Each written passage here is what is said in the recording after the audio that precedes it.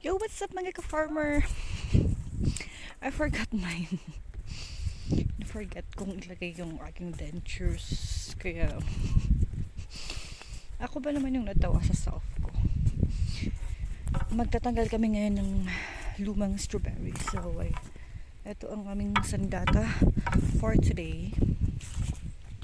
Tatanggalin namin yung old strawberry. Palitan namin.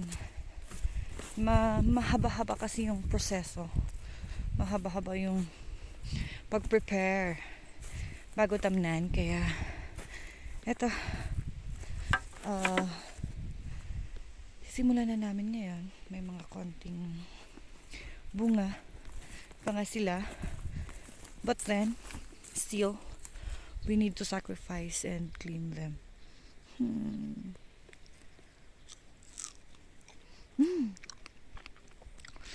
Sayang, kainin na lang. Na ano kasi ito medyo napabayaan. Hindi naman napabayaan.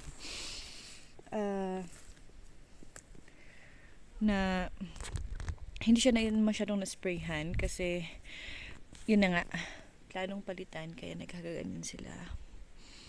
May mga butas na siya.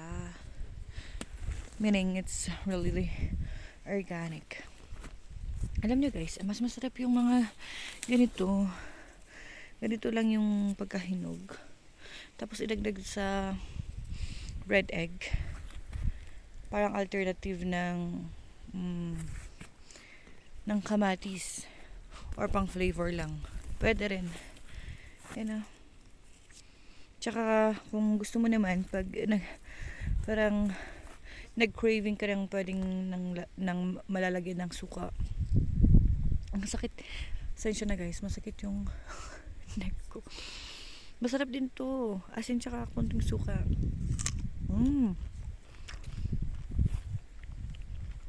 Yummy.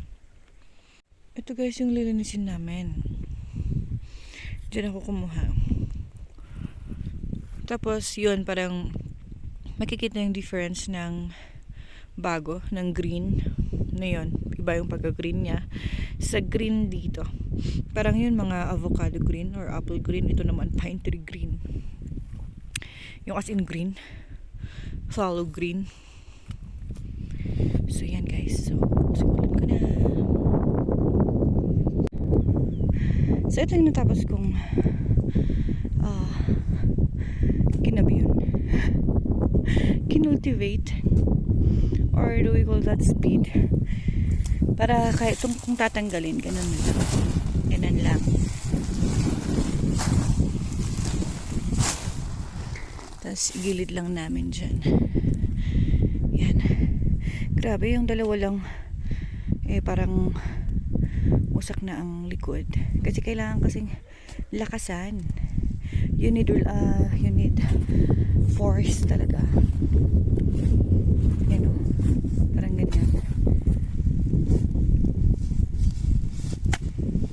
Kaya sabi ko, iganyan niya lang. Yung parang, and then, paganyan. Pag mas malakas ka, pwedeng hilain mo lang. Pero, syempre, kasi bata pa siya. Ganyan.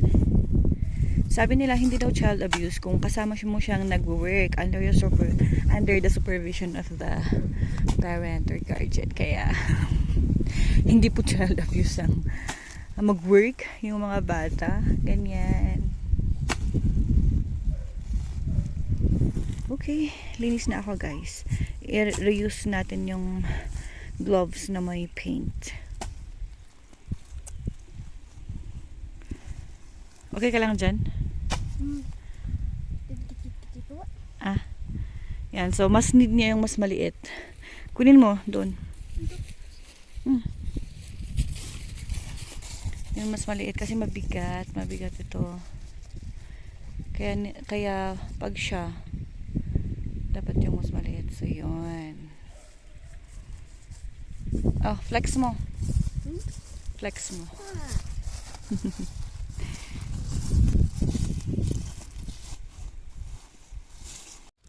So, hello guys. Ako naman ay medyo napagod kaya palit naman kami ni nanay ng ginagawa.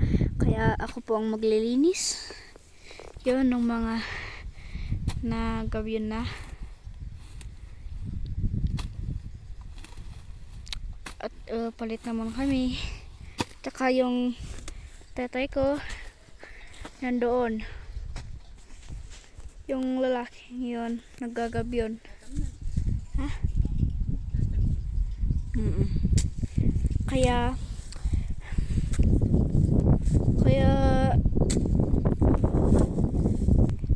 Kaya dadagan niya po yung mga strawberry. Yan, hanggang doon po. Yung strawberry yan. Hindi yung nasa kabila na yun. Hindi yun. Kasi strawberryhan yan ng aming lola. So, that's it for today. Bye. Kaya maglinis po kami. So, hello guys. Ito po ang aming natapos ng isang oras. Pero konti lang dahil mahirap. Kaya yun, baka up to doon, baka hindi alam. Ganito lang ang napatapos po namin dahil sobrang hirap.